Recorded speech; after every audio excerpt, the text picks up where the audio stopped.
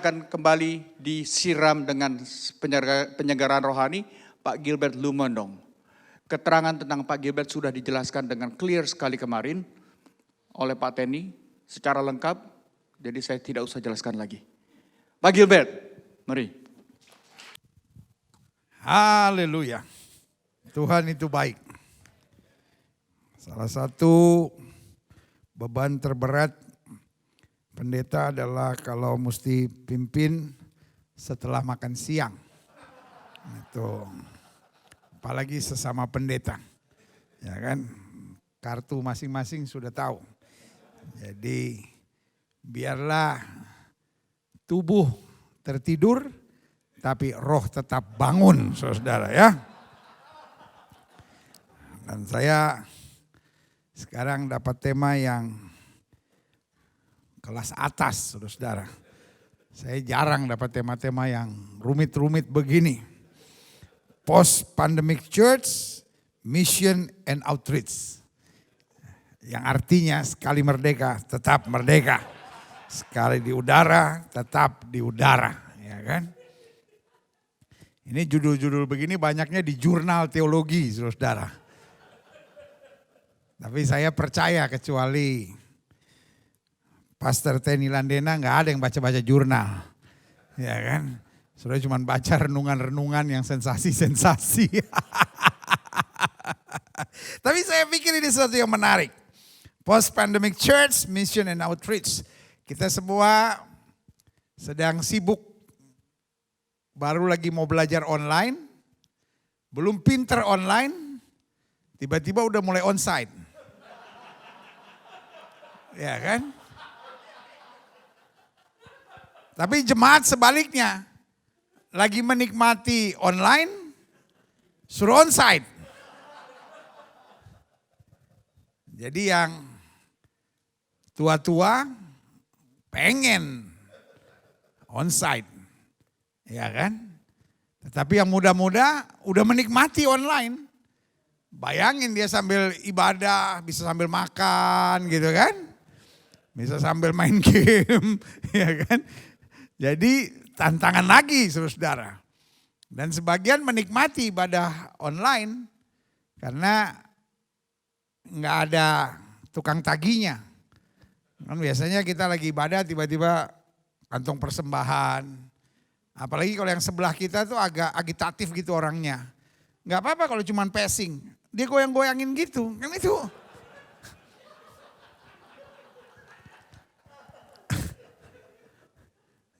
Jadi kata Pastor Teni tadi bahwa kantong persembahan hari-hari ini lagi diparkir. Ya kan? Tapi bagus juga sih kadang-kala jemaat-jemaat yang punya roh pelit itu usir setannya gak usah pakai minyak urapan. Tunjukin kantong persembahan langsung manifestasi dia. Karena ya ada orang memang roh pelitnya tuh kalau bahasa Om Rene bilang koncudu. Nah itu koncudu kadang-kala skakar. Saudara yang belum ngerti bahasa roh, kadang-kala kalau semua ada bahasa roh lalu saudara sebagai hamba Tuhan gak ikut bahasa roh kan gak enak. Ngomong aja itu berulang-ulang, koncudus kakar, koncudus kakar, koncudus kakar. Ya kan, itu kedengarannya kayak bahasa roh. Apalagi kalau ditambahin koncudus kakar, unang songoni tuau, koncudus kakar, unang tongoni tuau, ya kan. Itu dua daerah yang mengerti, gak semua bisa mengerti itu ya kan. Koncudus kakar itu artinya pelit, saudara. Dua-duanya sama maknanya. Koncudu itu pelit, skakar DPKK. Pelit sekali saudara, ya kan. Nah kalau unang songoni tuau itu bahasa lain lagi saudara. Yang artinya sekali di udara tetap di udara ya kan. Yang artinya jangan gitu dong, nah gitu ya kan. Nah hari ini yang saya mau share buat saudara post pandemic church. Jadi kita akan menghadapi gelombang delta gereja saudara. Yaitu setelah pandemi berakhir saudara, apakah domba masih tetap jadi domba? Ataukah dia udah jadi kelinci yang loncat-loncat saudara? Yang gak mau balik kandang. Kalau domba kan kembali ke kandang, kalau kelinci katanya mau balik ke kandang. Dia lompat-lompat saudara, ya kan. Makanya kalau sudah lihat babi, ya kan. Sudah lihat babi, anak babi, coba kita kan, saya ini orang Manado saudara, jadi kalau babi ngerti sekali saudara ya kan. Anak babi saya pelajari kalau jalan tuh pasti nunduk. Kenapa dia nunduk? Dia malu mamanya babi. Maka dia nunduk gitu, ya kan. Sementara kelinci anaknya pasti lompat-lompat. Dia senang mamanya bukan babi saudara, makanya dia lompat-lompat. Ya kan. Nah, apakah jemaat kita masih tetap domba atau sudah jadi kelinci? Nah, ini yang kita mau lihat sama-sama. Klik. Roma 8 ayat 18 sampai 30, pengharapan anak-anak Allah. Sebab aku yakin, saya khawatir, ya kan, saya khawatir bahwa ayat ini atau perikop ini adalah nubuatan tentang apa yang terjadi hari-hari ini. Saya mau sudah perhatikan baik, sebab aku yakin bahwa penderitaan zaman sekarang ini tidak dapat dibandingkan dengan kemuliaan yang akan dinyatakan kepada kita. Saya percaya ahli manapun tidak ada yang bisa meramalkan pandemi ini. Betul? Orang Manado bilang hari-hari ini DP jago-jago hilang semua. Gini ya saudara. Ada masanya di Philadelphia ini. Kalau sudah lihat orang hitam gitu, badannya besar gitu. Jalan di sekitar saudara, hey man, waduh, can you give me some money? Itu sudah kayak ketakutan gitu, betul nggak?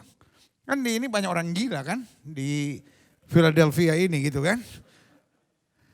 Tapi masa pandemi ini nggak membuat kita harus takut. Apalagi kita yang wajah-wajah Asia gini. Kita cukup gini, lari dia saudara. Bener lari dia. Aduh, wajah Asia sama wajah hitam lebih nakutin wajah Asia hari-hari ini. Iya kan?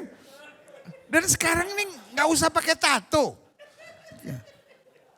Istilahnya nih kita lagi di lift aja gitu. Terus ada orang, wah maaf ya, jangan masukin di hati ya. Kita lihat, wah India nih bau ketek nih, ya kan. Lu enggak maaf. Kan kadang-kala kan gitu kan. Wah India bau ketek nih gitu kan. Setelah gak mau dia masuk, setelah tinggal gini. Hush, please sir, please. Dia gak bakal masuk, bener deh. Di Jakarta ada masanya kan banyak itu kan, anak-anak Ambon, anak-anak Kupang itu debt collector, iya kan? Sekarang debt collector juga nggak ada jago-jago, iya kan? Karena pengusahanya cuma bilang, kenapa nggak bayar? Monyet lu setan, lu kan dimaki-maki gitu, dia cuma bilang gini, badan lagi nggak enak pak, bener pak. Tapi bapak kalau mau masuk silakan, nggak berani masuk, ya udah. Jadi benar-benar kalau orang Belanda bilang ini the world start op zijn kop. Dunia ini udah terbalik berdiri di atas kepalanya saudara. Karena ini betul-betul sesuatu yang gak ada orang yang pernah prediksi bahwa dunia yang terjadi sekarang. Iya kan? Perusahaan-perusahaan besar mau namanya penerbangan kolaps saudara. Iya kan? Lalu pilot ya kan, di beberapa negara, pilot dagang gorengan saudara, bener asli saudara. Iya kan, kadang-kala kelompok-kelompok, grup-grup pengusaha-pengusaha, hari-hari ini tinggal jualan-jualan online saudara. Iya kan, jadi Alkitab bilang, penderitaan ringan sekarang ini, saya nggak akan bilang nubuat saya bahwa inilah nubuatan Alkitab. No. Tapi saya khawatir, saya bilang, apa yang firman Tuhan katakan ini adalah penggenapan apa yang terjadi hari-hari ini. Amin. Karena betul Alkitab bilang kita mengalami penderitaan. Tetapi penderitaan yang sekarang ini bukan titik. Amin. Sama-sama bilang sama saya, penderitaan ini bukan titik. Jadi kalau saudara-saudara sebagai gembala, saudara-saudara sebagai pelayan Tuhan, baik yang live maupun yang online, kita pegang aja ayat ini. Penderitaan zaman sekarang ini tidak dapat dibandingkan dengan kemuliaan yang akan dinyatakan kepada kita. Sama-sama bilang sama saya, yang ngomong itu Tuhan. Bilang sama sebelah saudara, bukan lu. Karena kalau yang ngomong saya bisa meleset. Betul nggak? Kalau yang ngomong ketua sinode kita bisa meleset. Kalau yang ngomong hamba Tuhan senior bisa meleset. Tapi kalau yang ngomong Tuhan pasti terjadi. Amin. Jadi Alkitab bilang penderitaan ringan sekarang ini tidak dapat dibandingkan dengan kemuliaan yang akan dinyatakan bagi kita. Amin. $1.000 itu mahal nggak? Hah? $1.000 itu mahal nggak? Kalau ada orang bilang, oh itu ada steak harganya $1.000. Kita bilang gila. Betul nggak? Tapi kalau ada orang bilang, ada orang jual rumah $1.000. Orang yang jual gila, betul nggak ya kan? Jadi artinya apa? Kalau orang bilang $1.000 mahal atau tidak, jawaban kita sederhana. Tergantung untuk urusan apa. $1.000 bisa murah, tapi $1.000 bisa mahal. Amin. Jadi tergantung comparisonnya. Tergantung dengan apa dia dibandingkan. Setuju nggak? Jadi kan sudah sebagian akan berkata bahwa, ya tapi kan penderitaan ini bukan penderitaan yang ringan pendeta. Penderitaan ini penderitaan yang stres. Hamba-hamba Tuhan tertentu sih enak aja. Mungkin dia gak ngerasain apa yang saya rasain. Mungkin dia kan gereja besar. Mungkin kan dia biasa online. Mungkin kan dia biasa gitu. Memang kan dia dikenal. Saudara yang kasih dalam Tuhan, kita senang berbantah. Padahal yang ngomong ini adalah Tuhan. Amin. Dan ayat ini bilang penderitaan ringan yang sekarang ini, coba lihat, tidak dapat dibandingkan dengan kemuliaan yang akan dinyatakan kepada kita. Apapun yang saudara alami, imani penderitaan ini ringan. Saudara-saudara yang online hari ini, yang sedang bersama-sama hamba-hamba Tuhan dari manapun dengar baik, penderitaan yang saudara hadapi sangat ringan. Bukan karena yang saya hadapi berat atau tidak, tetapi dibandingkan dengan kemuliaan yang akan kita raih. Sekarang kita belum lihat. Makanya hamba Tuhan harus hidup dengan iman. Amin. Karena kita tahu yang ngomong ini adalah Tuhan. Udah titik sampai di situ aja. Karena yang ngomong adalah Tuhan pasti akan terjadi. Langit dan bumi boleh lenyap, firman Allah tinggal tetap. Nah lihat selanjutnya. Dikatakan apa? Sebab dengan sangat rindu seluruh makhluk menantikan saat anak Allah dinyatakan.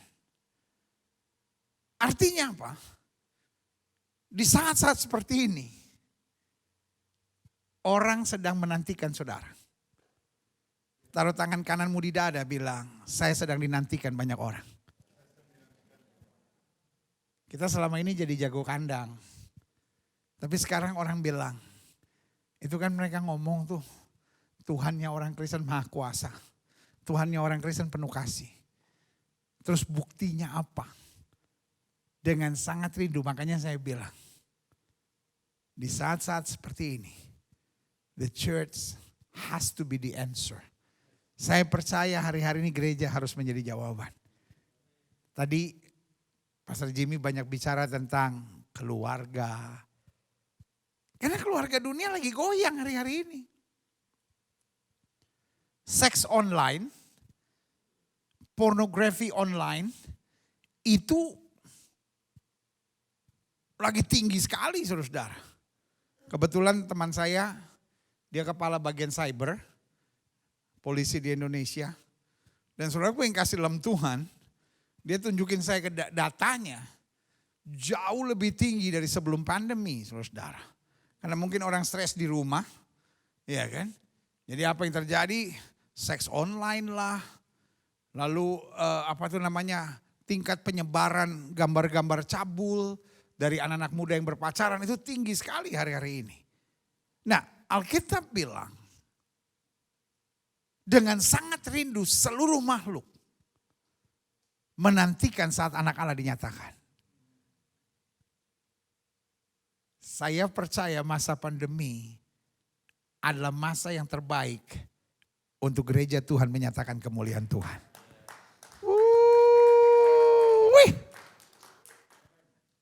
Kalau enggak sekarang, we miss the timing of God.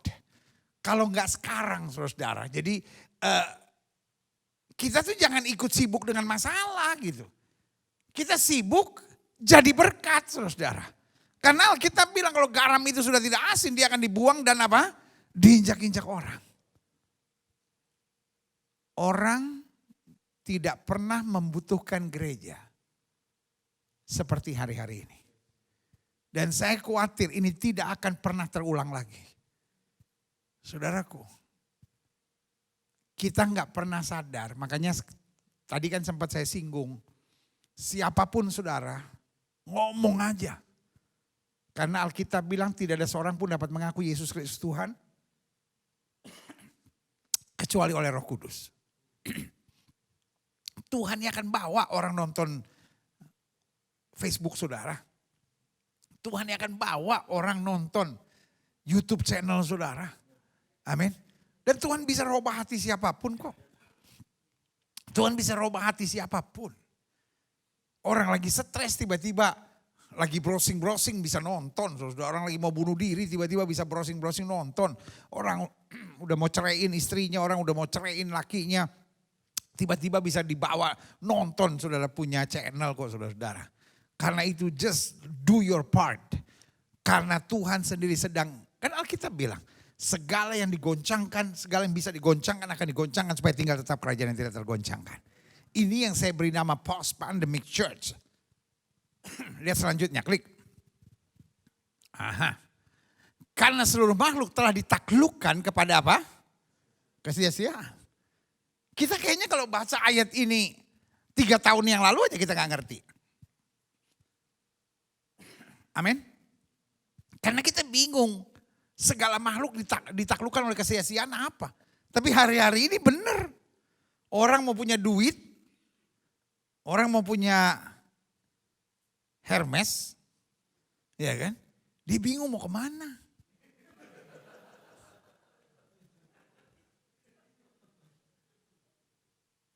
Makanya yang anti masker kebanyakan ibu-ibu. Udah repot dandan, ya pakai masker.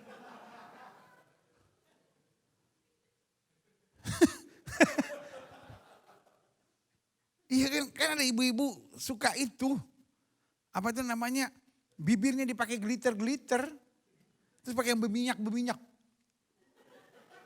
Ditutupin. Ada lagi ibu-ibu kalau di Jakarta kan.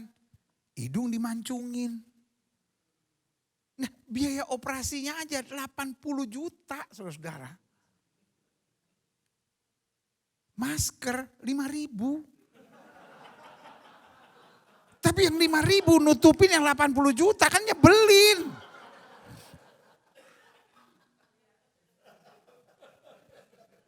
Hidung 80 juta. Bibir 28. Dibuat ngetril. Ngejebem gitu.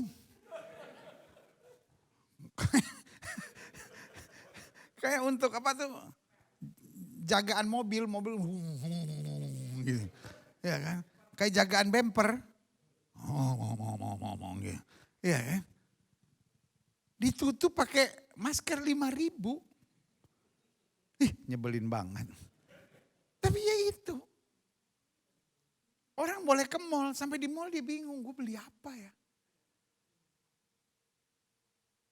Yang gue gantung juga gak gue pakai.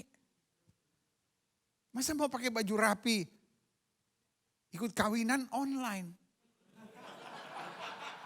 Bener, gila zaman sekarang. Ikut kawinan online. Ini kebaya, bawa celana pendek. Aduh, parah. Tapi Alkitab udah, waduh saya baca ayat ini saya pikir-pikir, hebat ya Alkitab. Karena seluruh makhluk telah ditaklukkan kepada kesia-siaan. Bukan oleh kehendaknya sendiri, tapi oleh apa? Kehendak dia. Ini bukan karena dia kepengen, memang pandemi, saudara. Amin. Tuhan izinkan semuanya ini. Makanya ayat 21 bilang, tetapi dalam pengharapan karena makhluk itu sendiri juga akan dimerdekakan dari perbudakan kebinasaan Dan masuk ke dalam apa? Kemerdekaan, kemuliaan anak-anak Allah. Ayat 22. Dan bukan hanya mereka saja. Tapi kita yang telah menerima karunia sulung roh, kita juga apa? Mengeluh. Kalau kita mau jujur, siapa sih yang gak mengeluh hari-hari ini? Betul gak? Iya kan? Mau namanya pendeta, mau namanya gereja, mau namanya apapun. Face the same problem. Iya kan? Nah, kita juga mengeluh dalam hati kita sambil menantikan pengangkatan sebagai anak, yaitu pembebasan tubuh kita. Sebab kita diselamatkan dalam apa? Pengharapan. Tapi pengharapan yang dilihat bukan pengharapan lagi. Sebab bagaimana orang masih mengharapkan apa yang kan kita belum melihat sekarang. Padahal kita bilang penderitaan ringan sekarang ini tidak dapat dibandingkan dengan apa? Kemuliaan. Sebagian kita nanya, terus kapan? Sebagian kita nanya, sampai berapa lama lagi? Ya kan? WHO tiba-tiba bilang, setelah Delta ada Kappa. Ya kan? Amerika kayaknya udah mulai menuju ke arah bebas. Baca koran bos. Baca berita bos. Lihat apa yang terjadi di Eropa hari-hari ini. Ya kan? Tiba-tiba bem naik tinggi. Ya kan? Terus sebagian mulai pikir, Amerika kena lagi gak nih? Ya kan? Waktu itu semua udah beres. India bikin gara-gara. Ya kan? Indonesia udah hampir beres semuanya. Tiba-tiba oksigen aja habis saudara. Ya kan? Jadi saudara gue yang kasih dalam Tuhan. Secara jujur orang gak tahu what's going on hari-hari ini. Betul gak? Ya kan? Dan Alkitab bilang pengharapan yang terlihat bukan lagi pengharapan. Ayat selanjutnya 25. Tetapi jika kita mengharapkan apa yang tidak kita lihat, kita menantikannya dengan apa? Tekun. Itulah iman. Hari-hari ini kalau kita nggak hidup dalam iman, either kalau kita nggak stres, kita jadi orang yang gampang emosi, atau jadi orang yang gampang tersinggung, saudara. Hari-hari ini gampang banget orang tersinggung.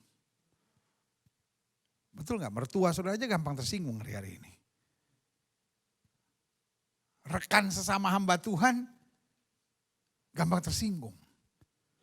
Dan pandemi ini membuat kuping orang tambah tipis. Gak boleh dengar sesuatu aja. Udah tahu belum ini? Masa? Awas, saya kalau ketemu. Dasar itu orang memang kerasukan setan kalau menurut saya.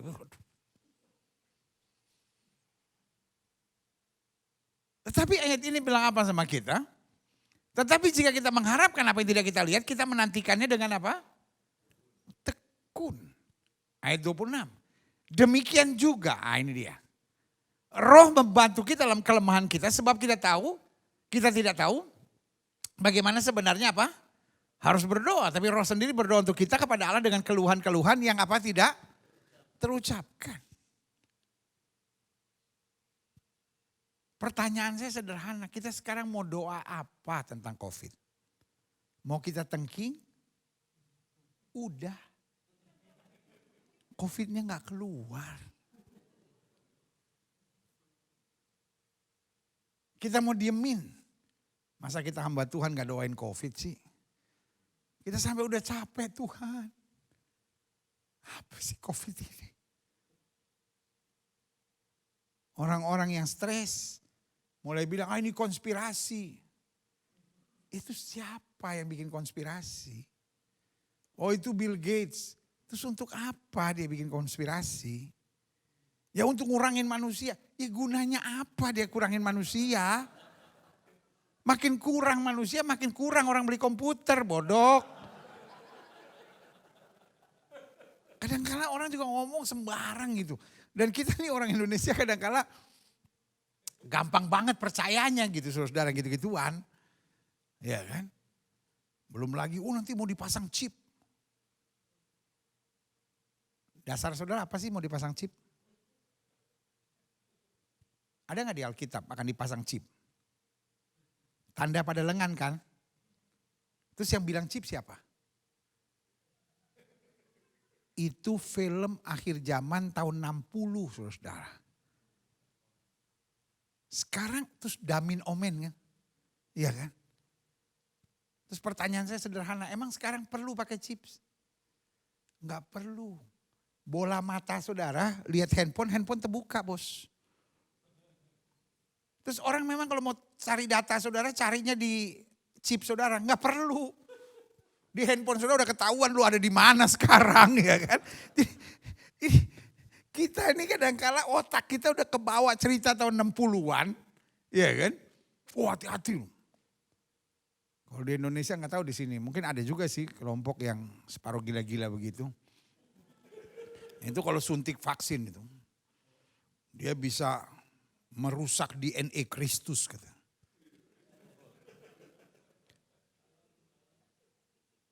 Bukan, yang ngomong gobloknya minta ampun, sudah bener.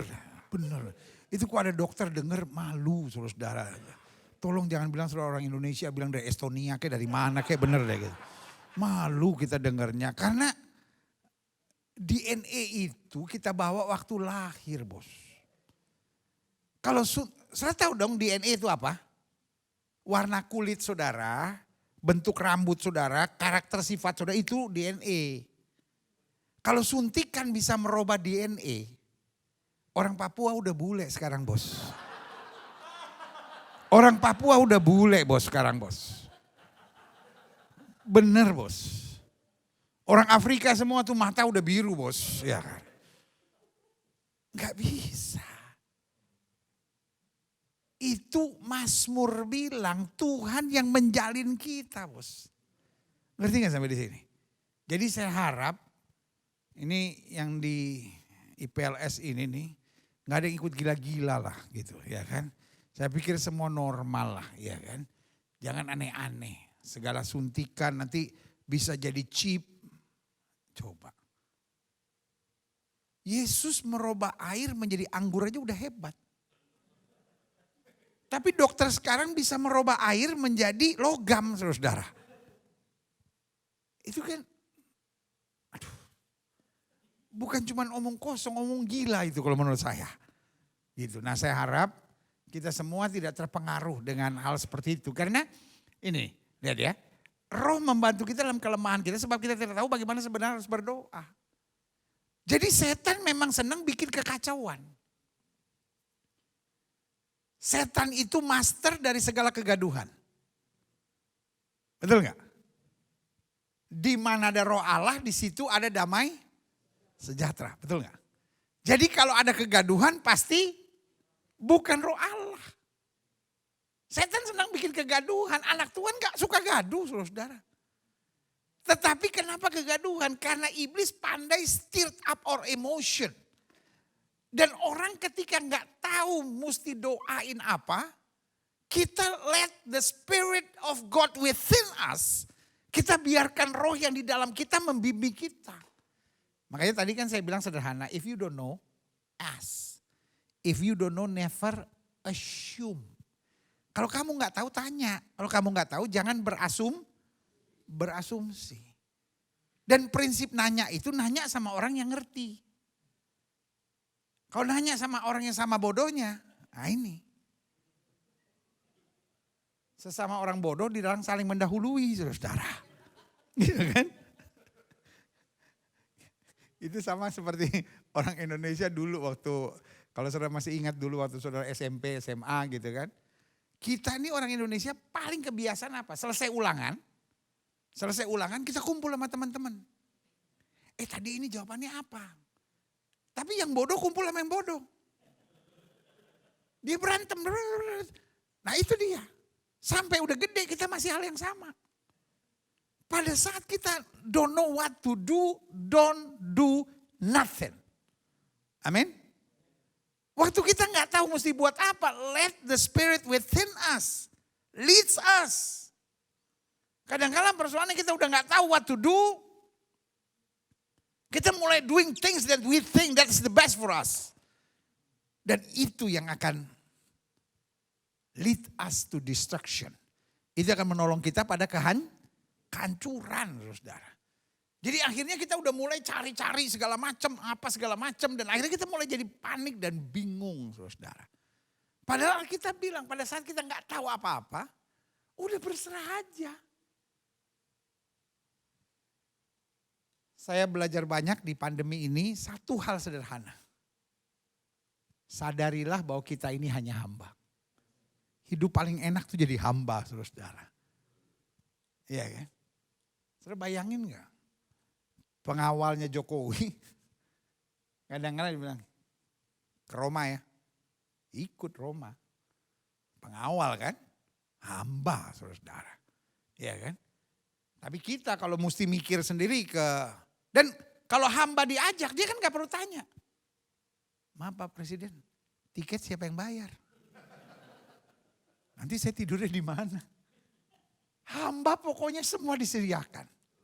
Amin. Everything in our life is provided. Tahukah saudara? Orang yang paling beriman itu seorang pembantu. Saya perhatikan pembantu kalau kita panggil ke rumah. Habis lebaran misalnya kita gak ada pembantu, terus panggil pembantu. Pembantu datang cuman pakai tas kecil loh. Gak ada pembantu datang bawa kulkas, bawa kompor. Gue tanya, lu kenapa? Ya takut dong nanti ibu gak nyediain kompor buat saya makannya gimana. Terus beras 2 ton. Nanti selama dia cuman kadang kala sabun aja gak bawa. Cuman bawa handuk, beberapa potong baju, udah masuk. Dia tahu everything will be provided. Amin. Terus, we call ourselves servant of God. Tapi kita imannya lebih parah daripada pembantu rumah tangga, saudara-saudara. Tuhan pasti bela kita. Amin. Tapi kembali. Turun dari tahta saudara sebagai bos. Ayo yuk kita jadi hamba. Sadar aja Tuhan saya ini hamba. If I don't know ya gak apa-apa. Kan yang stres kalau don't know kan kalau dia bos. Betul gak? Kalau hamba misalnya servant beda sama helper lah. Iya kan? Nah kalau pembantu kita tanya gini. Mbak ini bisa gak mbak? Waduh gak bisa bu. Kan dia gak gengsi. Betul gak? Tapi kalau bos kita tanya sesuatu. Bos ini gini gimana? Waduh saya gak tahu. Bos kadang-kadang walaupun gak tahu dia belaga dia tahu. Jadi kalau saudara sok tahu, saudara pikir saudara bos. If you don't know just surrender to God. God I don't know. Asik hidup kayak gitu saudara. Asik hidup kayak gitu. Roh membantu kita dalam kelemahan ketika kita gak tahu untuk berdoa. Lihat selanjutnya, klik. Dan Allah yang menjadi hati nurani, mengetahui maksud roh itu. Tuhan tahu gitu kita tulus. Bukan memang udah nyerah gitu, bukan. Tuhan tahu kita udah berjuang, but I don't know gitu. Ya kan, I can't. Karena rahasia hidup ini cuma sederhana. You have to know what you do know, you have to know what you don't know. Amin. Hidup ini kita harus tahu apa yang kita tahu dan apa yang kita tahu, apa yang kita bisa perbuat. Apa yang kita nggak tahu, tanya, belajar. Simple aja. Karena kalau kita setia dalam perkara kecil, Tuhan berkati kita dalam tanggung jawab yang lebih besar. Makanya Allah menyelidiki hati nurani, mengetahui maksud roh itu bahwa ia sesuai dengan kehendak Allah berdoa untuk orang-orang kudus. Nah ayat 28-nya kita tahu sekarang setelah lewati semua proses itu baru kita tahu sekarang. Allah turut bekerja dalam segala sesuatu untuk mendatangkan apa? Kebaikan bagi mereka yang mengasihi dia. Siapa yang mengasihi Tuhan? Amin. Kita bukan orang pintar bos. Kita hanya orang-orang yang mengasihi Tuhan. Kenapa kita melayani? Bukan karena kita bisa. Kita cuma mau balas cinta Tuhan saudara. Amin. Orang kalau melayani cuma karena mau balas cinta Tuhan. Gak ada beban apa-apa. Kalau kita gak menangkan jiwa kan gak apa-apa. Yang penting we try our best. Kalau kita gak punya gereja besar kan gak apa-apa saudara. Amin. Kalau kita pun gak dapat persembahan yang cukup kan gak apa-apa. Kita kan cuma mau balas cinta Tuhan. Kita kan bukan mau apa orang Jawa bilang, orang Chinese bilang apa? Cow gereja. Ya kan. Mau bisnis gereja gitu ya kan. Kalau bisnis gereja kan we have to compete. Iya kan? Harus jadi yang terbaik. Tapi kan kita cuma mau balas cinta Tuhan. Amin. Kalau kita cuma mau balas cinta Tuhan gak apa-apa. Diomongin orang, difitnah orang, gak apa-apa. Kita gak peduli, kita cuma mau balas cinta Tuhan. Taruh tangan kanan sudah di dada, bilang gini, Tuhan saya cuma mau balas cinta Tuhan. Itu aja. Semua yang ikutin online, taruh tangan kanan sudah di dada, ngomong hal yang sama. Tuhan saya cuma mau balas cinta Tuhan. Ada orang misuse you, ada orang misunderstand you gitu. It's okay, saya cuma mau balas cinta Tuhan, itu aja. Kalau Pastor Jimmy tadi bilang, ayo kita riset yuk panggilan kita. Saya mengarahkan pada satu hal itu. Ayo tanya, why am I here? Kenapa saya di pelayanan? Kalau kita bilang Tuhan saya cuma mau balas cinta Tuhan. Semua mau diambil dari kita gak apa-apa, kasih Tuhan tetap tercurah kok gitu. Iya kan, makanya ayat ini bilang kita tahu sekarang bahwa Allah turut bekerja dalam segala sesuatu untuk mendatangkan kebaikan bagi mereka yang pintar, enggak. Bagi mereka yang kerja keras, enggak. Bagi mereka yang perjuangan yang dahsyat, enggak. Bagi mereka yang mengasihi Dia. Kalau kita betul-betul mencintai Tuhan nih, mengasihi Tuhan nih, cuma mau balas cinta Tuhan. Enggak ada yang nyakitin buat kita.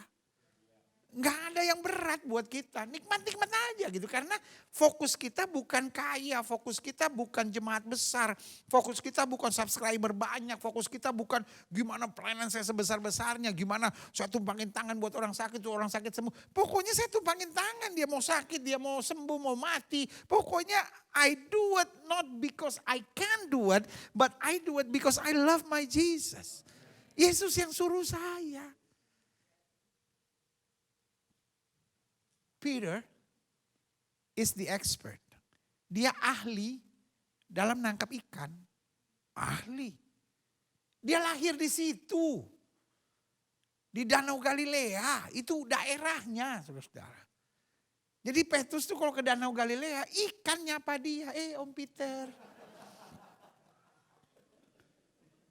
Ya, dari lahir bos, di situ bos. Dari lahir. Rumput-rumput di situ juga udah kenal sama dia. Gelombangnya kapan datang, anginnya kapan datang, dia ngerti segala-galanya. But one day, a stranger from Nazareth, yang kira-kira ya naik mobil sekarang hampir 45 menit, 1 jam lah. Datang, tiba-tiba tell him what to do gitu. Tebarkan jalamu di sebelah kanan perahu. Petrus speechless dong. Dia mau ngetawain gak enak. Jadi dia pakai bahasa yang sangat halus. Itu sebetulnya gaya bahasa sindiran. Guru, sepanjang malam aku tangkap ikan. Dengan lain kata dia bilang, aku bukan tukang rokok di sini. I'm a fisherman. So I know everything.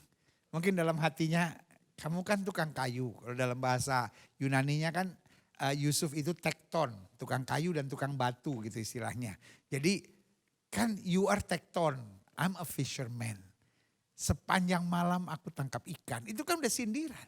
Dengan lain kata dia bilang guru jangankan sebelah kanan.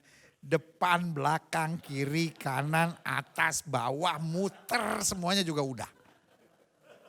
The problem is not about the right side or the left side. The problem this lake no fish at all.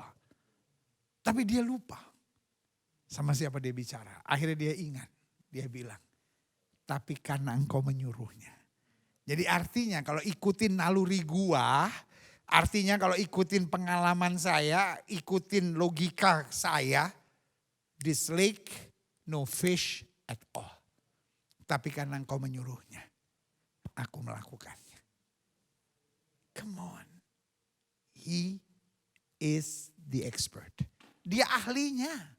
Dia ahlinya, dia ahlinya, dia ahlinya, dia ahlinya, perhitungannya semua mantap. Sehingga menurut nalurinya dia bilang, mau kiri kayak mau kanan kayak gak ada masalah. Problemnya this lake no fish at all. But because of you. Wah, kita kalau kembali pada riset pelayanan seperti itu, I do it because of Jesus. nggak ada nyerahnya saudara-saudara. Nggak ada sungut-sungutnya, nggak ada lemesnya gitu, nggak ada kecewanya, nggak ada paniknya gitu. Mungkin saudara menatap saya dan bilang, ya kita di Amerika udah terbiasa pendeta, semua pakai perhitungan. Petrus juga punya perhitungan bos. He's the expert. Tetapi waktu ketemu Yesus, semua expertise kita nggak ada gunanya. Amin. Asal kita udah mulai aja yakin gitu. I do it because I love my Jesus. Alkitab bilang apa? Kita tahu sekarang bahwa Allah turut bekerja dalam segala sesuatu untuk menanam kebaikan bagi mereka yang mengasihi Dia. Yaitu bagi mereka yang terpanggil sesuai dengan rencana Allah. Kan yang panggil kita Tuhan. Ya udah Tuhan yang tanggung jawab. Tinggal kita belajar taat aja saudara-saudara. Sebagai rekan dalam kasih Tuhan. Sekali lagi saya bilang, saya ngerti. Perjuangan menjadi gembala di Amerika bukan sesuatu yang mudah. Dan mungkin buat sebagian saudara bukan sesuatu yang saudara mau juga gitu ya kan. Tetapi somehow Tuhan udah put you in a corner, ya udah melayani gitu. Dan udah, ingat aja yang panggil saya kan Tuhan. Karena yang panggil saya Tuhan, yang bela saya pasti Tuhan. Amin. Ayat 29-nya bilang, klik. Sebab semua orang dipilih dari semula, mereka juga ditentukan dari semula untuk menjadi serupa dengan gambar anaknya. Termasuk melewati masa-masa yang sukar supaya ia anaknya itu menjadi yang apa? Sulung di antara banyak saudara, dan mereka yang ditentukan dari semula mereka juga apa dipanggilnya, mereka yang dipanggilnya mereka juga dibenarkannya, dan mereka yang dibenarkannya tujuan akhir dari setiap penderitaannya ini kita baca sama-sama 1, 2, 3 mereka itu juga berarti ujung-ujungnya kita akan dimuliakan. Jadi sudah lihat ya, mulai dari penderitaan ringan sekarang ini tidak sebanding dengan kemuliaan yang akan kita terima. Dijelaskan semuanya sampai titik pada semua yang dipanggilnya, dipilihnya, dibenarkannya, dan dimuliakannya. Amin. Nah, saya pelajari, klik. Pandemi ini mau atau tidak mau pasti merubah wajah gereja. Amin. Nah, menjadi wajah gereja yang seperti apa? Coba kita lihat di sini. Ya, saya mau sudah ngerti hal-hal ini secara singkat, ya kan? Yang pertama, saya catat di sini, bisa dipakai ini enggak PowerPoint. Kalau ini kan pakai isi worship, emangnya nyanyian. Kalau udah di Amerika mestinya lebih pintar dikit, apa? Ya kan? Jadi keluarnya satu-satu bos, mestinya jadi keren. Saya bikinnya susah, kamu orang main taruh aja ya kan? Pakai ini aja PowerPoint, pakai PowerPoint. Ini kamu pasti pakai isi worship ini. Biasanya untuk nyanyian, segala puji syukur hanya bagimu Tuhan. Kan kalau gini kan langsung kelihatan semua brut gitu kan. Kalau pakai PowerPoint bagus kelihatannya bos, 1 cung gitu, 2 cung. Jadi kelihatan kayak modern-modern gitu. Bisa nggak? Hah? Nggak bisa ya? Aduh, masa saya mesti jalanin sendiri sih. Dipindahin aja aplikasinya, taruh di PowerPoint. Ya, jadi saya catat di sini ada 4 hal. Yang pertama, sehingga gereja tidak bisa lagi jago kandang. Itu yang saya tadi ngomong sama Pastor Jamie. Ayo kita keluar dari 4 walls gitu ya, dari 4 dinding gereja. Ya kan, jadi jangan cuma mikir untuk jemaat, tapi Tuhan sedang mau bawa kita pada pengalaman yang baru. Bagaimana jemaat dan saudara jadi berkat. Yang kedua, gereja tidak bisa lagi saling menghakimi. Jadi kalau kita lihat apa yang iblis sedang set up dalam gereja akhir zaman, akhirnya bukan lagi di YouTube memenangkan jiwa, tetapi karena stres. Saya khawatir itu. Teologi sekarang bukan teologi kemakmuran, tapi teologi sekarang teologi subscriber. Jadi semua yang dia kejar subscriber. Dan dia mikir kalau saya khotbah, subscriber saya sedikit. Yang nonton mungkin cuma 200. Tapi kalau saya nyerang Pak Niko, saya nyerang Gilbert, saya nyerang pendeta ini, saya nyerang itu. Wah, bagus. Nah itu. Kalau saudara baca dalam Alkitab, dikatakan setelah Herodes membunuh Yakobus dengan pedang, dia mau melanjutkan untuk membunuh Petrus. Dia mau membunuh Petrus bukan karena Petrus salah. Dia mau membunuh Petrus hanya karena ketika dia membunuh Yakobus dengan pedang, itu mendatangkan simpati dari masyarakat. Jadi roh yang sama yang merasuk Herodes, sorry pakai bahasa ini, roh yang sama merasuk banyak orang di dalam dunia pelayanan post-pandemic church. Jadi bukan lagi fokus pada pekabaran Injil, tapi fokus pada I, me, and myself. Pengajaran saya yang paling bagus, pengajaran saya yang paling hebat. Jadi setan bingung. Karena setan bilang daripada lu nyerang gue terus, mendingan gue bikin lu adu domba semua sampai gue aman. Jadi hari-hari ini banyak orang di YouTube tidak lagi nyerang setan, tapi nyerang sesama pendeta. Jadi tiap malam setan datang kepada mereka itu dan bilang terima kasih. Sudah meringankan pekerjaan saya. Karena pekerjaan menyerang hamba Tuhan, pekerjaan setan. Jadi kalau ada hamba Tuhan nyerang hamba Tuhan lain, dia mendukung pekerjaan setan, saudara. Saya berdoa IPLS ini atau IPLS ini, ya kan, itu bergandengan tangan, menjadi kekuatan bagi kemuliaan Tuhan yang luar biasa. Satu yang harus kita tahu, we are different. Amin.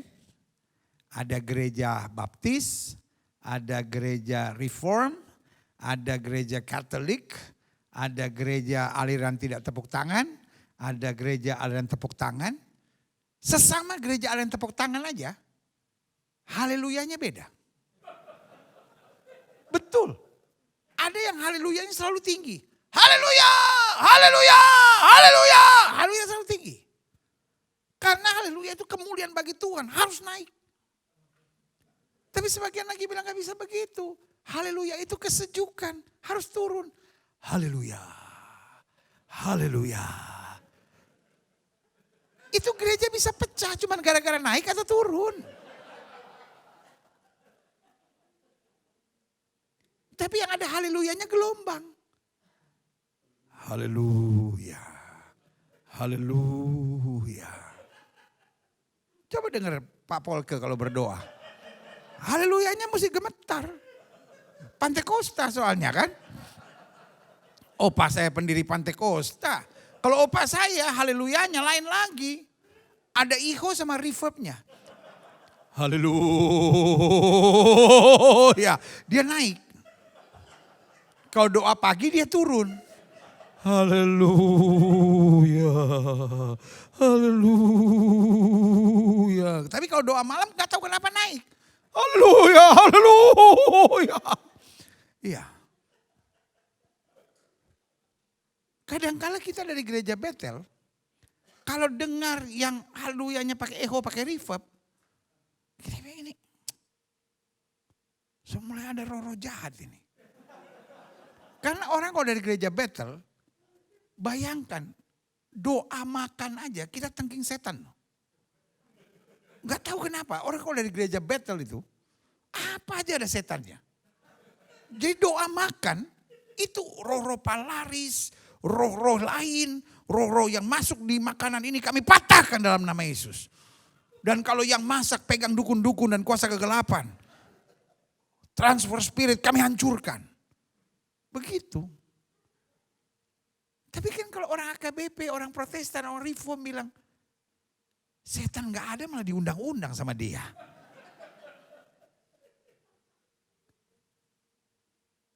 Jadi kenapa sih gitu? Akhirnya kita bukan muliakan Tuhan. Karena gini, selalu saya bilang, firman Tuhannya sama, cuman bumbunya beda. Amin. Ada kan yang kalau doa pakai gemeter. Oh, Roh Kudus mulai masuk. Roh Kudus mulai masuk. Ya kan? Ada yang kalau doa kan pakai terima. Ya kan? Itu dikritik. Terus tujuan kritiknya apa gitu? Terima. Gak apa-apa kan, dia mau terima ya terima.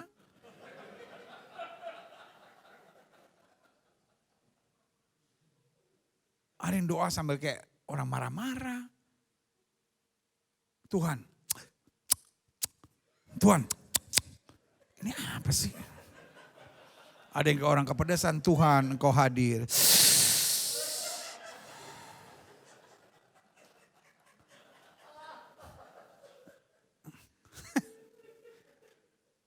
Saya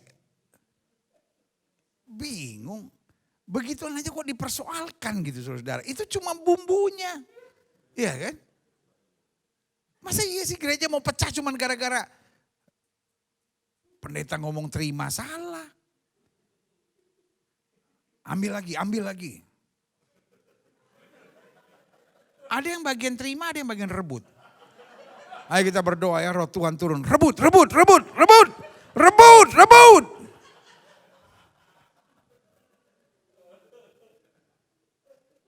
Kenapa sih kita nggak bisa beda dikit gitu?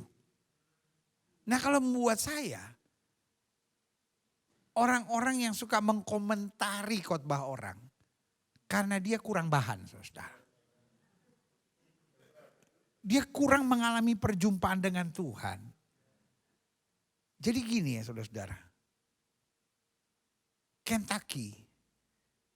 Jual Kentucky tidak perlu ngejelekin McDonald.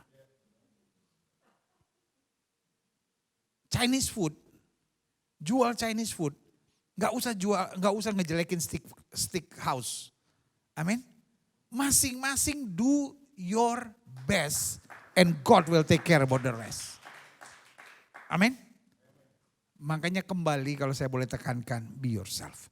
Lalu yang ketiga, udah ada kemajuan nih. Wah, ini ada urapan baru ini. Iya, cara bikin tuh begini namanya PowerPoint. Kalau yang tadi itu isi worship, nyanyi. Nah, ini kan keren kan? Satu muncul ya kan. Kelihatan kayak gereja-gereja di luar negeri. Kalau tadi kayak di Wonosobo ya kan. Gue bikinnya udah setengah mati. Berapa slide gue bikin, dia bikin jadi cuma 2. Waduh, nah ini baru keren, mantap ya. Nanti ambil sepedanya ya. Di Tanah Abang di gereja saya.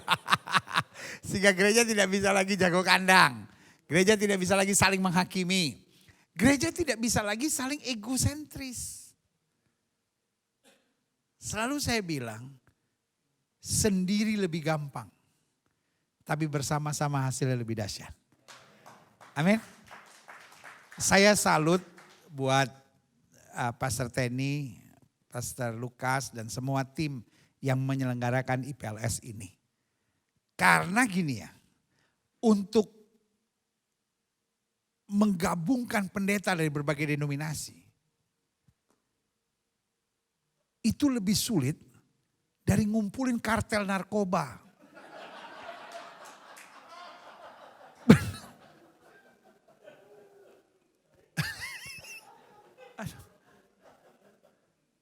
Karena kalau pendeta kumpul saudara, itu kadang-kala doa aja jadi masalah. Siapa yang berdoa? Nanti kalau yang doa dari aliran Pantekosta,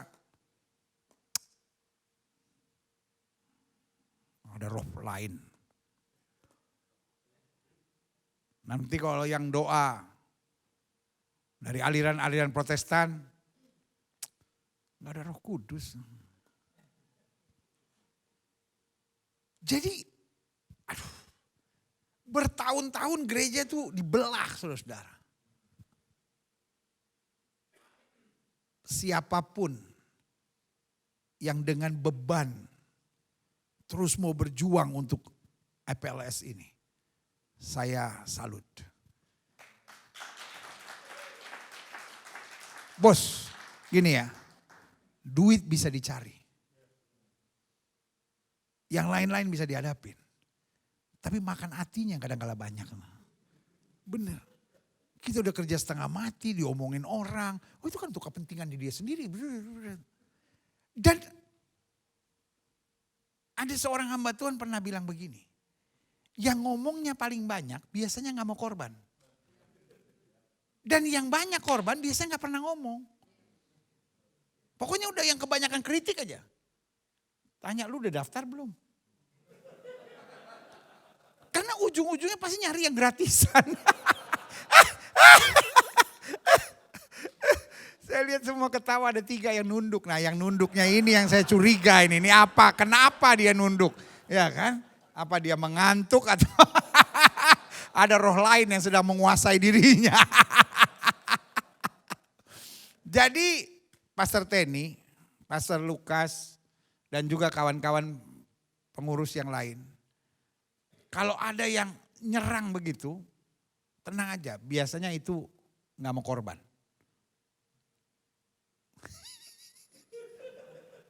Dari 3 yang nunduk sekarang 7 yang diam ngeliat saya. Iya. Saya belajar 2 dalam hidup. Yang pertama belajar teologi. Yang kedua saya belajar komunikasi massa. Jadi saya belajar komunikasi massa untuk melihat tatapan mata. Jadi ada tatapan mata dari orang yang menerima. Dari tatapan mata orang yang marah, dari tatapan mata orang yang tersinggung, saya bisa lihat. Nah sekarang saya udah jumpai ada 7 yang tersinggung. Tapi saya juga belajar, orang yang tersinggung itu gak berani bertindak apa-apa. Karena kalau dia bertindak makin ketahuan dialah orangnya gitu. Paling ketahuannya gini, besok waktu jadwal saya dia gak datang. Karena dia udah sakit hati. Jadi saya kemarin. Udahlah kita berdamai. Yang 7 orang ini nanti kita doa pelepasan ya.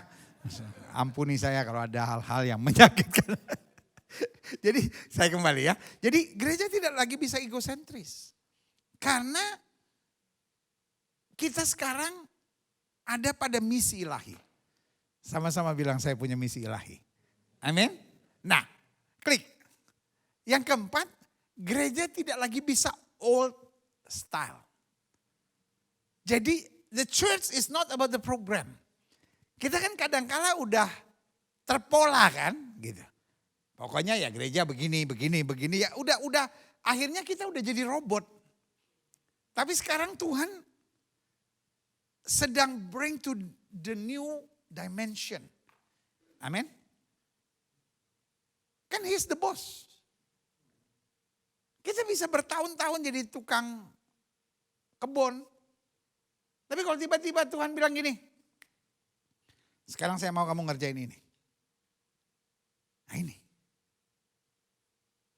Gereja yang old style, akhir zaman ini pasti tersingkir. Eropa dan Amerika sempat ngalamin itu. Gereja yang masih sibuk dengan pengajaran inerrancy, segala apa stability, apa segala macam, ICBI, apa segala macam. Masih kelihatan seru pengajarannya. But where is the church? Sebagian gerejanya sudah dijual. Sebagian sekolah teologianya udah jadi museum. Ya kan saya gak bilang semua. Tapi cukup banyak. Tetapi God is God of progress. Amin. Iya kan. Kita lihat. Kalau saudara sekarang pakai celana cutbray.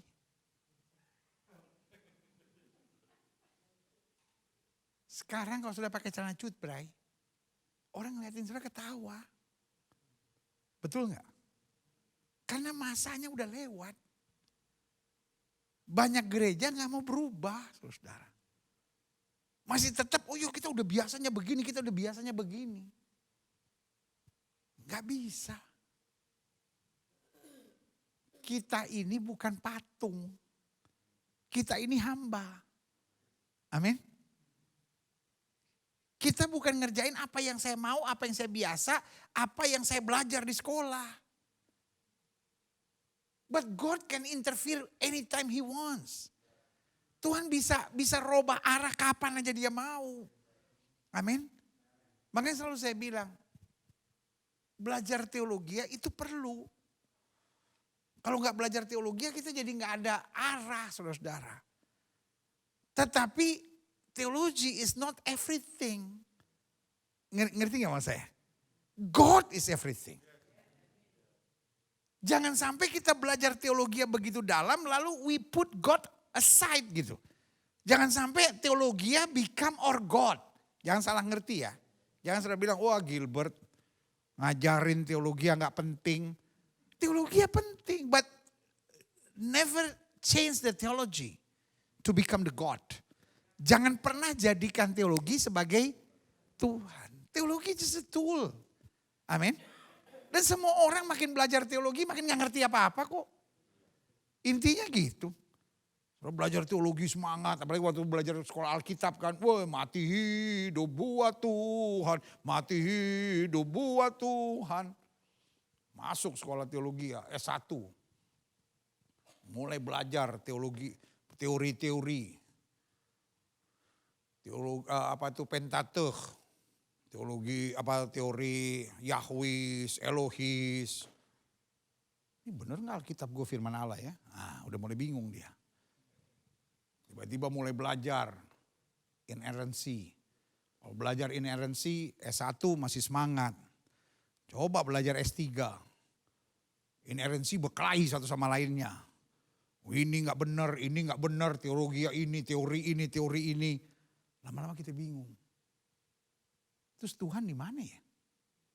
Ini kok ahli teologi pada berkelahi semua? Pertanyaan saya, kalau kita makin dekat sama Tuhan kan harusnya makin cinta Tuhan. Makin berdamai. Betul nggak? Tapi kenapa orang ribut karena teori yang jadi segala-galanya? Iya kan? Terus kita perlu nggak belajar teori orang ribut-ribut itu? Ya perlulah. Untuk tahu betapa gobloknya mereka gitu ya kan. Supaya kita belajar teologi gak segoblok mereka jadinya gitu. Supaya kita ngerti bahwa Alkitab cover to cover is the word of God. Amin. Kalau saudara belajar teologi akhirnya gak percaya cover to cover is the word of God. Berarti iman saudara itu gak cukup kuat saudara. Jelas gak sampai di sini? Supaya akhirnya kita gak old style. Kita terus maju gitu. Saya percaya post pandemic church menunjukkan bahwa God is God of progress. Kita belum tahu ini, menurut saya ini kita baru keluar dari stasiun. Kita belum menuju ke stasiun yang kemana. Ikut aja saudara. Ikut aja. Dan kita akan lihat sesuatu yang dahsyat Tuhan sedang mengerjakan. Amin. Selanjutnya ya. Secara singkat saya jelaskan. Karena itu post pandemic church yang saya tahu. Yang pertama harus menjawab kebutuhan. Bukan harus menjawab ego kita gitu. Oh saya belajar di sekolah teologi gini. Saya belajar ini. Jangan salah mengerti saya. Kalau saudara jadi hamba Tuhan belum belajar, ayo belajar. Ayo belajar. Apalagi zaman sekarang kan banyak sekolah yang online kan. Tapi jangan cari sekolah yang cepat lulus gitu. Karena gelar itu bukan mujizat saudara. Iya, waduh saya puji Tuhan loh. Saya selesaikan dokter cuma 3 bulan. Itu bukan mujizat. Itu kerasukan setan kalau saya bilang gitu. Sorry aja. Sorry gitu. Aduh sorry banget deh. Sorry banget. Buat saya study is not miracle. Buat saya study is struggling gitu. Study itu belajar memang saudara ya kan. Jadi saya sarankan memang harus belajar. Tetapi dalam belajar kita harus memberi tempat yang layak. Mana yang untuk otak, mana yang untuk iman. Sehingga tetap seimbang. Karena yang pertama saya pelajari di end of the day.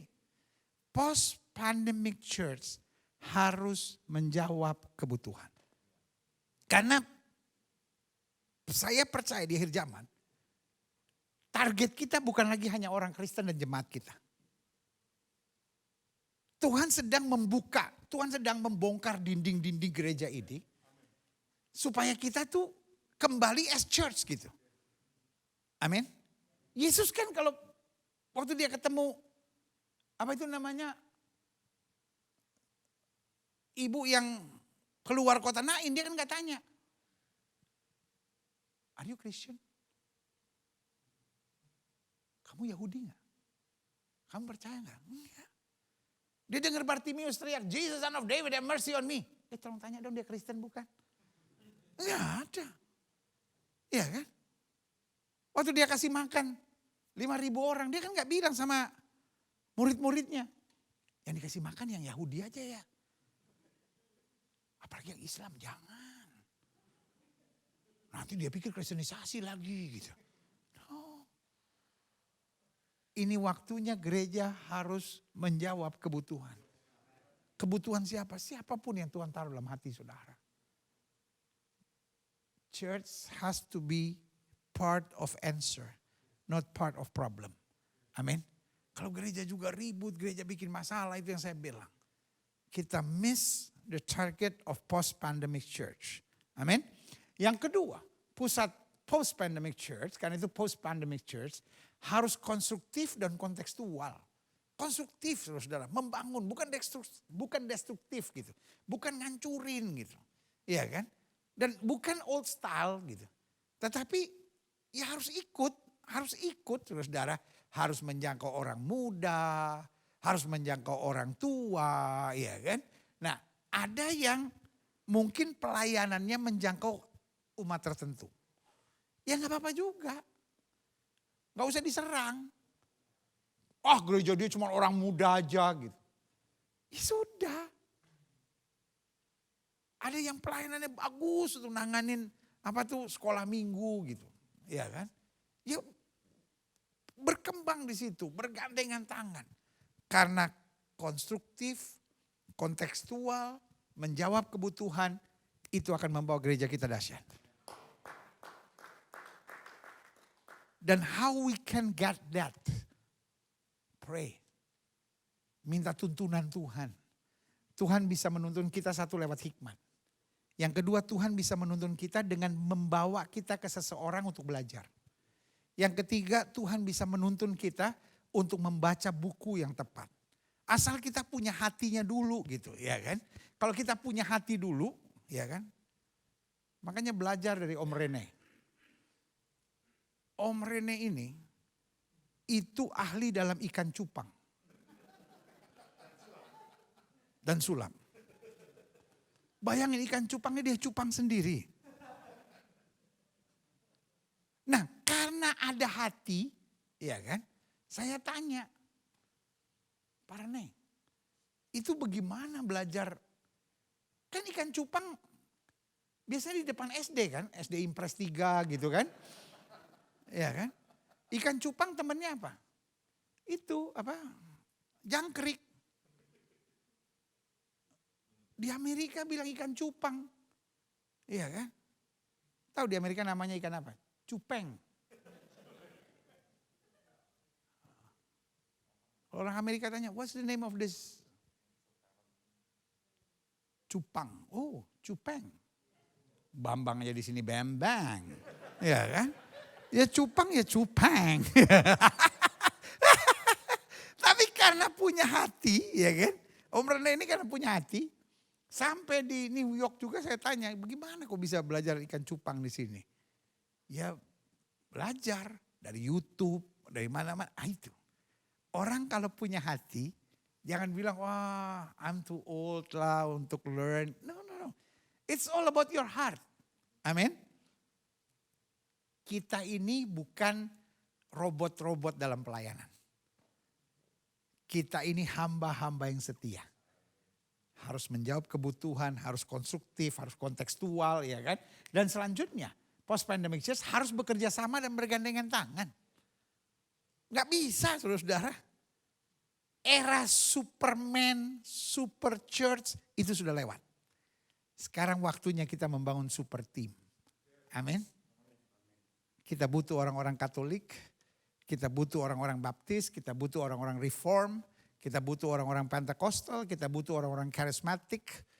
Karena pertanyaan saya cuma sederhana. Iya kan? Pertanyaan saya cuma sederhana. Kira-kira di sorga nanti ada orang Katolik nggak? Kira-kira di neraka nanti ada orang karismatik nggak? Kalau orang reform bilang di neraka itu hanya orang karismatik. Ya. Saya suka dengar gitu. Ya kan? Tetapi kalau orang karismatik bilang, jangan-jangan kalau ada orang Kristen di apa itu namanya di neraka, ya cuma orang reform. Itu saya bilang kan bodoh sekali, saudara. Iya kan? Jadi di end of the day yang Tuhan cari adalah apa? Super team. Kita semua kekurangannya banyak, bos. Kita semua kesalahannya banyak. Sendiri lebih gampang. Tapi bersama-sama hasil lebih dahsyat. Yang terakhir, habis itu kita masuk pada question and answer. Karena itu post-pandemic church harus ramah terhadap semua. Tanpa mengurangi nilai-nilai kerajaan Allah. Ramah terhadap semua artinya bukan mementungin orang. Kan bertahun-tahun pendeta itu untouched person. Ya kan? Makanya Tuhan rubuhkan tembok-tembok. Tuhan jadikan pendeta sekarang orang normal. Artinya apa? Dia khotbah, dimaki-maki orang tuh kadang-kala. Dikritik habis-habisan, diserang, wah dibully, apa segala macam. Untuk menjadikan kita dewasa. Amin.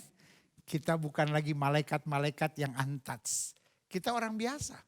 Yang bisa disikat, bisa diserang. Tetapi Alkitab bilang, kalau kamu menderita karena Injil, maka kamu dikuatkan. Tetapi jangan sampai kamu dibenci karena kesalahan kamu. Jelas sampai di sini? Saya berdoa supaya setiap kita kembali ramah terhadap semua orang. Jadi berkat buat semua orang. Karena untuk itu kita dipanggil. Untuk menyatakan kemuliaan Tuhan. Haleluya. Saya ada waktu 2,5 jam sekarang untuk question and answer. No, I'm just kidding, saudara. Ada waktu 10 menit mungkin ya. Siapa yang jadi moderator saya? Oh. Namanya Pendeta Rene Cupang. Marganya marga Cupang. Ya, jadi yang online dan yang on-site silahkan siapkan pertanyaan. Yang sudah siap boleh langsung ajukan disiapkan mikrofon. Boleh langsung maju ke depan, duduk di sini. Yang sudah siap, kalau yang on-site silahkan siapkan langsung kirim ke chat box. Ada Bapak Ibu?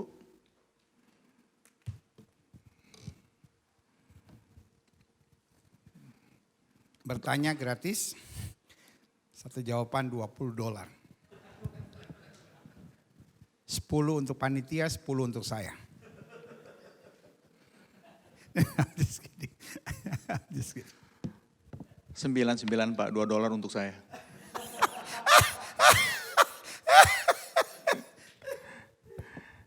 Ada sudah siap atau Ibu Francisca? Yang online belum ada yang masuk.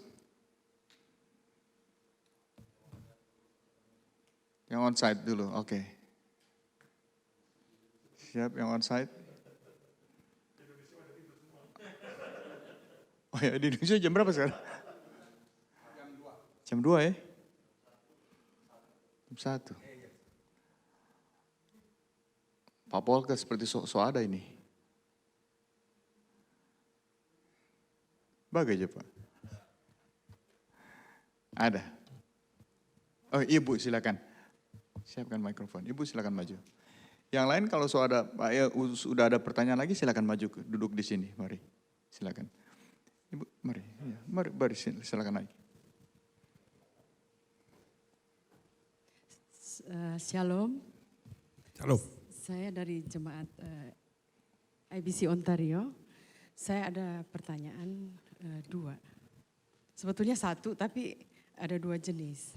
Tapi pertanyaannya begini. Tapi ini menurut Pak Gilbert ya jawabannya. Ada dua orang di dalam pelayanan.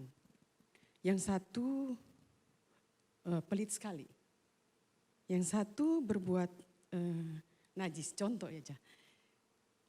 Tapi dua-duanya itu taat sekali, rajin sekali melayani. Menurut Bapak, apakah dua-duanya ini berkenan di hadapan Tuhan? Itu aja. Nanti saya tanya langsung sama Tuhan lah Bu. Sebab kan tergantung dia Bu berkenan atau tidak. Tetapi iya kan, apakah berkenan kepada Pak Lukas yang jangan tanya saya, tanya sama Pak Lukas. Apakah berkenan? Tapi begini, Alkitab kan bilang Bu, dari buahnya lah seorang dikenal. Gitu. Jadi kalau ibu bilang misalnya gini, orangnya hidup dalam perjinahan tapi melayani Tuhan. Ya mungkin itu tempat dia mencari tempat untuk berzina itu. Karena dia pikir kalau di luar dia mesti bayar mahal. Tapi kalau di gereja mungkin dia bisa dapat yang gratis. Modal pelayanan akhirnya konseling kan banyak Bu. Yang konseling lama-lama korsleting. Ada juga yang begitu gitu. Jadi Yesus kasih jawaban yang sangat luar biasa untuk itu. Dari buahnya lah seorang dapat dikenal. Karena tidak mungkin dari tanaman yang baik akan keluar yang tidak baik. Artinya kalau ibu tanam biji mangga, nggak mungkin keluar tome-tome kalau orang Manado bilang. Ya kan nggak mungkin keluar tome-tome gitu. Jadi kalau ibu nanam biji mangga ya keluar biji mangga. Kalau mangganya manis ya keluar manis. Jadi saya khawatir itu hanya make up-nya dalam pelayanan. Karena makin seorang mengalami perjumpaan dengan Tuhan, makin dia nggak bisa pelit gitu. Lalu mungkin ada di sini yang dulunya pelit, boleh bersaksi? Oh udah nggak ada. Nah atau yang kedua Bu, apalagi dengan perjinahan. Perjinahan itu kan Alkitab bilang barang siapa yang mengikat dirinya dengan perjinahan, dia berdosa terhadap tubuhnya. Karena dosa lain dikerjakan di luar tubuh, dosa perjinahan dikerjakan dalam tubuh. Jadi perkiraan saya gitu. Karena berpegang pada firman Tuhan, dari buahnya lah seorang dapat dikenal. Jadi kalau buahnya buah yang pahit, berarti somehow bukan menghakimi tapi somehow ada yang tidak beres dalam hidupnya. Gitu. Thank you. Ya. Terima kasih Ibu. Jadi jangan sering-sering sharing, bisa sherong. Ada lagi yang onsite? Siapkan. Kita masih ada sekitar berapa menit? 20 menit ya. Ibu Franska? Ya Ibu Franska sudah ada nih. Oh, Ya silakan Pak. Kristi. Oh mari Pak. Shalom. Terima kasih buat kesempatannya. Tadi sempat ada kata-kata dari Pak Gilbert sampaikan bahwa tentang super team. Saya bersyukur PLC menjadi satu contoh ya untuk kita semua yang ada di Amerika ataupun di Kanada kali ya yang online. Nah keadaan yang di Indonesia menurut Bapak Gilbert, apakah karena kan kita dari Indonesia, jadi kita melihat pemimpin yang ada di Indonesia dengan keadaan yang ada sekarang, apakah memang di Indonesia itu satu contoh yang baik atau tidak? Dan mungkin kita sendiri banyak yang bertanya Pak dengan keadaan khususnya ada kasus-kasus yang ada sekarang. Menurut Bapak Gilbert gimana kira-kira? Jadi ada pepatah Belanda yang bilang gini, sword suk sword. Kalau pepatah bahasa Inggrisnya bilang burung dengan sayap yang sama akan terbang in a flock. Jadi sejenis akan cari sejenis. Jadi mau nggak mau yang suka bikin rusuh akan kumpul sama yang suka bikin rusuh. Jadi dan itu yang nyatakan firman Tuhan benar. Kambing akan berkumpul sama kambing, domba akan berkumpul sama domba. Nah, saya nggak berani menghakimi untuk bilang, oh itu kambing, itu domba, enggak. Tapi intinya, barang siapa yang tidak melawan aku, dia ada di pihak aku. Iya kan? Nah, sementara kita lihat aja bahwa yang mendukung kerajaan Allah adalah yang bersatu. Nah, tetapi kan sekarang iblis kan licik, saudara. Jadi perpecahan sekarang alasannya bukan saling menyerang loh. Alasannya selalu, oh kita harus memberitakan kebenaran gitu. Tetapi Alkitab bilang, kamu sesat kalau kamu tidak mengerti kitab suci dan kuasa Allah. Tetapi sekarang yang dianggap sesat adalah yang berbeda gitu. Misalnya Stephen Tong tiba-tiba bilang sesat orang yang berbahasa roh. Stephen Tong tiba-tiba bilang sesat orang yang perpuluhannya diambil oleh pendetanya. Tetapi mungkin Stephen Tong dapat konsep dari orang lain. Dia dapat bisikan gitu. Sebab peraturan GPDI di Indonesia, ya kan, itu memang itu tata gereja, saudara-saudara. Bahwa perpuluhannya itu milik gembala. Tetapi sebagian besar gak cukup. Mungkin kalau saya bilang hampir 90% gak cukup. Udah seluruhnya itu gak cukup. Karena gerejanya banyak yang kecil-kecil. Tetapi bagaimana dengan yang cukup? Yang cukup juga ngerti. Bahwa itu bukan dimakan sama dia. Enggak. Dipakai lagi untuk pekerjaan Tuhan gitu. Jadi ini yang kadangkala yang berbahaya adalah para pembisik-pembisik.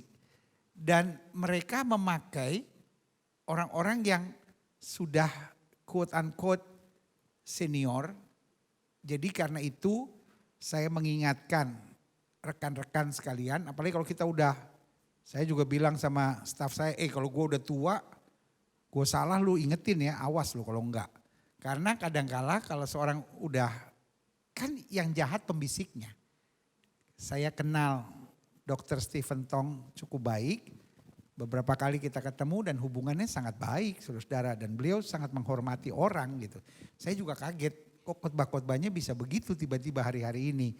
Nah, saya khawatir ada pembisik gitu. Ini nggak apa-apa saya buka ngomong tentang orang. Saya nggak akan pernah nyebut nama orang dalam khotbah-khotbah saya. Tapi karena ini seminar untuk pengetahuan kita, untuk pembelajaran kita, bukan untuk mendiskreditkan atau apapun, tapi supaya kita belajar gitu tentang seperti yang Pastor Tenny Landena bilang, kita belajar dari kekurangan, kita belajar dari kelebihan, tetapi no hard feeling, gak boleh ada menghakimi atau apapun, tapi ini membuka sesuatu secara terbuka jujur, supaya kita bisa belajar, oh ya ini hal yang gak baik, ini hal yang baik, ini hal yang perlu. Dan kita juga kalau lihat jangan langsung, oh Pak Stephen Tong, bukan, kita lihat akarnya dong. Kita kalau lihat masalah, don't cut the fruit, cut the root gitu ya kan. Jadi kita lihat rootnya apa gitu. Kalau saya melihat kebetulan saya kenal orangnya pasti orang ini baik gitu ya kan. Dan saya rekomen banget orangnya. Nah tetapi yang saya khawatir berarti ada pembisik nih gitu yang mungkin dalam satu percakapan. Oh iya tuh ada gereja-gereja tuh tahu gak gitu. Nah makanya seorang sarjana teologi atau seorang bachelor, seorang master, apalagi seorang doktor, kalau nulis apapun harus ada catatan kaki, ya kan? Dan catatan kaki harus dari buku yang bertanggung jawab. Nah, ini mengajar kepada kita, kalau saudara jadi hamba Tuhan, jangan kuping tipis. Karena masalah hamba-hamba Tuhan seringkali iblis mengirim orang yang sebetulnya your fanatic friends atau your fanatic fans untuk mendatangkan perpecahan. Contoh ya, satu kali Yohanes didatangi oleh muridnya. Tahu nggak? Didatangi dengan apa? Dia bilang gini, orang yang engkau baptis sekarang membaptis orang bahkan lebih besar, bahkan lebih banyak. Itu provokatif loh. Provokatif nggak? Jadi saudara bisa lihat nggak? The same spirit, ini ya saya mau saudara, ini kan kita kelompok hamba-hamba Tuhan, jadi dewasa berpikirnya ya. Nggak childish gitu. Jadi berpikirnya sederhana. The same spirit yang sekarang sedang masuk kepada banyak hamba-hamba Tuhan yang mengaku demi kebenaran menyatakan kebenaran. Demi kebenaran menyatakan kebenaran. Alkitab bilang kok kalau kamu ada salah, tegur orang. Saya beberapa kali ada masalah sama orang, maksudnya saya diserang orang. Saya telepon langsung orangnya. Kalau saya gitu orangnya. Saya telepon, kawan ada apa persoalannya? Yuk kita duduk, yuk kita ngobrol yuk gitu. Kalau saya begitu orangnya. Saya nggak suka nyerang-nyerangan di di tempat umum saudara-saudara. Nah jadi muridnya Yohanes tiba-tiba bilang gini. Orang yang kau baptis sekarang membaptis orang bahkan lebih besar. Wah itu tuh kalau bicara ego tuh sakit hati loh. Karena kalau bicara keluarga, Yesus itu siapa? Lebih muda loh dari Yohanes. Betul gak? Hitungannya adik loh. Iya kan? Kan sepupu tapi adik kan? Adik sepupu kan dia kan? Nah kalau hitungan pelayanan, Yohanes lebih dulu. Yohanes sudah membaptis Yesus belum siapa-siapa kok. Yohanes sudah khotbah kok. Udah pengalaman kok. Yesus baru dibaptis. Iya kan? Tapi apa jawab Yohanes? Dia harus makin besar. Aku harus makin kecil. Nah jadi dari sini kita belajar bahwa the same spirit. Kan iblis kan tidak pernah menyerah. Iblis cuman mundur dan menunggu waktu yang baik. Dan sorry pakai bahasa saya selalu bilang gini. Iblis tuh gak maha kuasa. Iblis tuh gak pinter. Iblis tuh cuman konsisten. Dia gak ada ide, iblis tuh gak ada ide. Dia selalu kerja dengan cara yang sama. Cuman kadang-kala kita bodohnya kelewatan. Kita gak belajar, kita gak mengkaji gitu. Wah ini the same spirit nih. Oh ini roh yang sama nih. Oh saya mesti hati-hati gitu. Jadi itu yang saya ingatkan kepada setiap kita. Biarlah kita tetap menjaga kebersamaan kita. Tetap menjaga kesatuan tubuh Kristus di antara kita. Karena ujung-ujungnya sword suk sword kata orang Belanda. Dalam bahasa Inggrisnya burung dengan same feather will fly in a flock. Jadi burung yang sama-sama sayapnya akan kumpul di kelompok yang sama. Ada pepatah bahasa Inggris yang lain yang bilang ikan dengan jenis yang sama will be at the same pond. Akan ada di kolam yang sama saudara ya. Kira-kira itu dari saya. Thank you Pak. Kita masih ada 7 menit lagi. Kristi silakan. Kalau Bapak ada pertanyaan, satu pertanyaan lagi mungkin setelah Kristi, silakan. Shalom Pendeta Gilbert dan kita semua. Ya. Saya akan membacakan pertanyaan yang kita dapat online. Pertama dari William Jefta. Bagaimana experience sistem atau manajemen gereja Bapak dalam monitor perkembangan spiritual dan fisikal para pelayan-pelayan Tuhan dan jemaat di saat pandemik agar tetap semangat, antusias bahkan lebih dari sebelum pandemik? Pertanyaan yang kedua dari Bapak Roni Sutanto di Kanada. Bagaimana caranya dan strategi menjangkau dan bersatu dengan gereja-gereja lainnya? Dan pertanyaan ketiga dari Bapak Ivan Suripto, saya pro vaksin, tapi saya tidak pro mandate. Bagaimana kebijakan gereja atas mandate vaksin yang harus divaksin? Padahal kita punya pilihan untuk pro natural. vaksin tapi? Padahal kita punya pilihan untuk natural immunity. Dan Tidak tidak suka bergantung dipaksakan, pada Pak, vaksin immunity. Mandat. Itu saja. Terima kasih Kristi. Jadi karena ada 3 pertanyaan berarti ini terakhir saja sudah jam makan. Iya.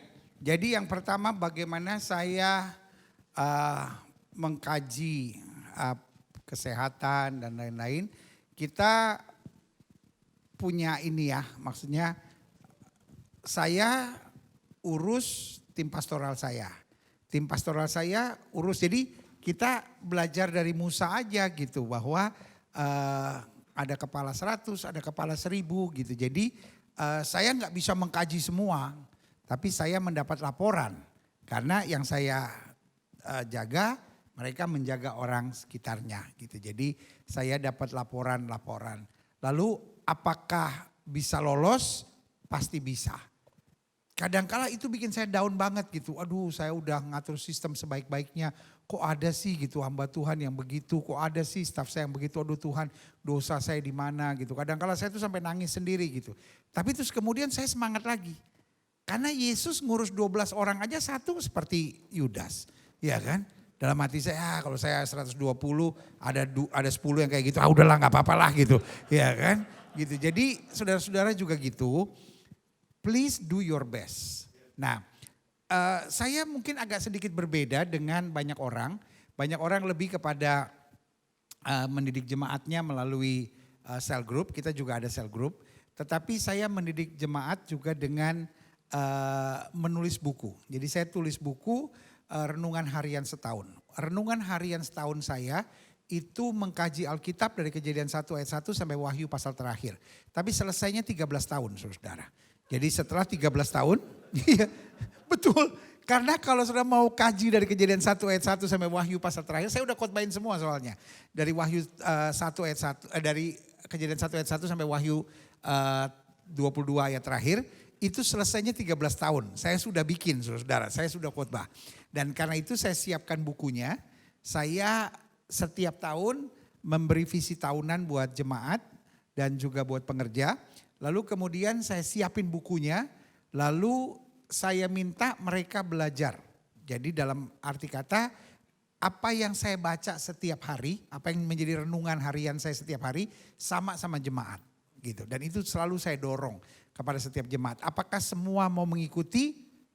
Kembali.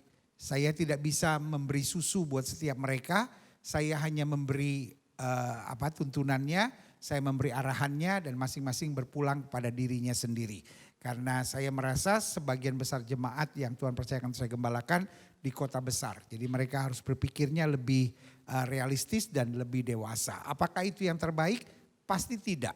Tapi apakah itu yang sudah diarahkan di gereja kami? Itulah yang kami arahkan. Itu yang pertama. Jadi sekali lagi saya tidak bisa, saya pantau, tapi saya tidak bisa memberi jaminan apakah 100% yang terbaik atau tidak. Mengenai kebutuhan, kita ada Glow Care. Glow Care itu artinya setiap jemaat sudah mengerti kalau dia ada masalah apapun. Mulai dari kematian, lalu beras, lalu ada yang sakit atau apapun. Mereka menghubungi satu nomor, itu yang dipegang di masing-masing cabang gereja. Dan mereka akan terlayani di situ. Kalau mereka nggak tahu nomor Glow Care, artinya mereka bukan jemaat kita. Karena itu selalu ada di warta gereja kami. Ya, itu pertanyaan pertama. Pertanyaan kedua tadi apa ya? Pertanyaan ketiga saya tahu soal vaksin. Penataan gereja ya, Kristi ya. Yang kedua tadi apa tadi? Boleh diulang Ibu? Kristi.